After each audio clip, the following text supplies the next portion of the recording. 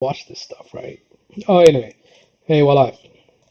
So, Amanda Nunes, one of the greatest female fighters of all time. She's definitely one of the greatest ever. I mean, that's there's no question of that. Look. We cannot question whether or not she's the best ever. That's not even a question. Not even a question, dude. The last time she lost was to Kat Zingano, and that was when she had cardio issues, and that was when she was moving in between camps. She didn't really have a great. I mean, was she with ATT at the time? I don't think so. I mean, she made the move to ATT afterwards.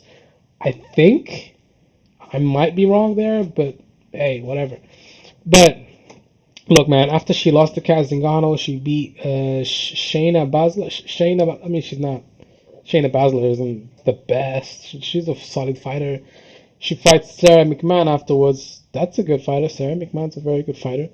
Then she fights Valentina Shevchenko. But the thing with Valentina Shevchenko is that even though Amanda Nunes won the first fight, it was a very close fight, very tough and close fight. And then she fights Misha Tate. But see, Misha Tate was the champion at the time. She was the UFC's women bantamweight champion. And what happened in that fight was Amanda Nunes just went in there and beat the dog shit out of her. Beat the crap out of Misha Tate. Fucked her up, knocked her out, busted her nose, made her bleed, and she basically made her quit. You know, it was a mercy finish because she could have kept pounding her in the face, but Misha Tate gave up her back, and then Amanda Nunes just choked her out, and she went to sleep. She fought Ronda Rousey next. We all know how Ronda Rousey is a great fighter. She's beaten all of the best women's bantamweight fighters. She lost to Holly Holm. She got knocked the fuck out by Holly Holm. But she beat Misha Tate. That's about it. You know, I mean, she beat Misha Tate, but she's definitely a good fighter. Ronda's not a bum. Let's be honest. Let's be honest here. She's not a bum. She's a very good fighter on the ground. But she's not a stand-up fighter. She's not a good boxer.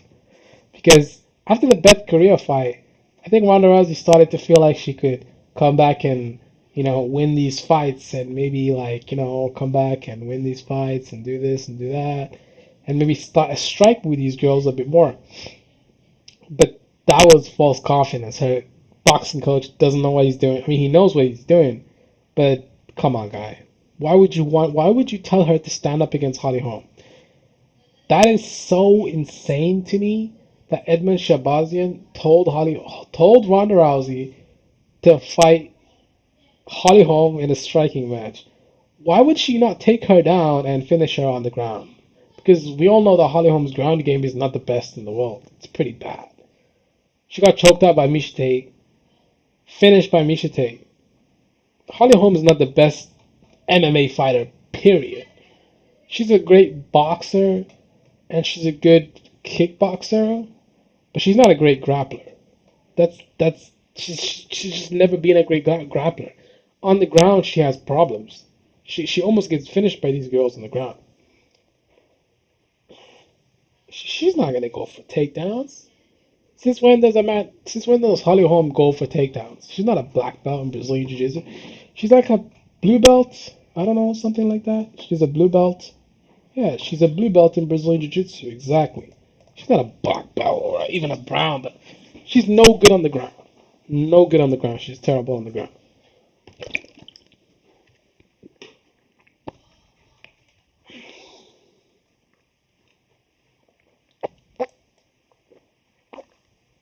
Mr. Tate finished her on the ground. That was crazy. Man, that choke. That choke. Man, that shit was funny as hell, dude. Like, the way she choked her the fuck out in that fucking finish. Like, you don't know how to fight hands? Like, I mean, okay, cool. It's a rear naked choke. There are ways to get out. Look, I mean, first you gotta fight the hands. You gotta fight these hands and take them out. Then you fight the hooks and you get out. You can turn into your opponent also. That's multiple things that you can do. But yeah, man, Misha Tate, she definitely deserved that win. She left her on the floor right there. You see, crazy, man, crazy. Yeah, Holly Holm crumbled under the pressure, right? Yeah, she did.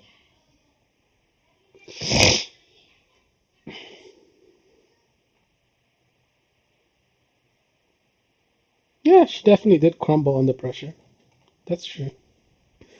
She did crumble under pressure, though. Let's be honest. After the second round, she was like fucked up. Second round, she could have finished her, but she didn't. But yeah, man, Amanda Nunes, like, she's one of the best. Like, literally the best or one of the best. The reason why I say one of the best and not the best is because there's an asterisk. There's a little asterisk next to the win against Valentina Shevchenko in 2017. There's a little asterisk next to that fight. Just a little asterisk next to it. Because, you see, I don't know if she won that fight. I feel like the judges gave her the fight. She didn't win that fight. Let's be honest. Let's be real. Let's be real. I mean, she didn't win. It's just how it is. So, yeah, pretty much. But, like, what? Like, I really don't understand. Okay, so, can I play this? Or, like, is it going to be copyright striked? And all this crazy stuff. All this crazy stuff. Joining us right Yeah, man, now I is want the to hear new this shit. UFC women's bantamweight champion who had one of the most. Very She did memorable. crumble under Probably one pressure, of the best though. nights. It's obvious. She did, man. She crumbled under pressure, bro. She really did. No, dude, she really crumbled under pressure. I wish I could show you guys the video, but she really crumbled under pressure. Like, really, dude. Like, just crumbled. Absolutely just crumbled under pressure. Like, she couldn't do it. She couldn't handle the. She just couldn't handle the pressure of the fight. Just couldn't handle it.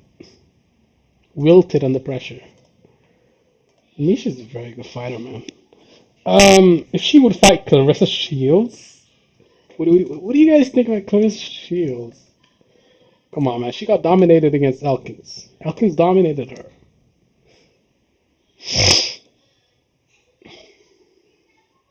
Yeah, I agree with Scott Coker.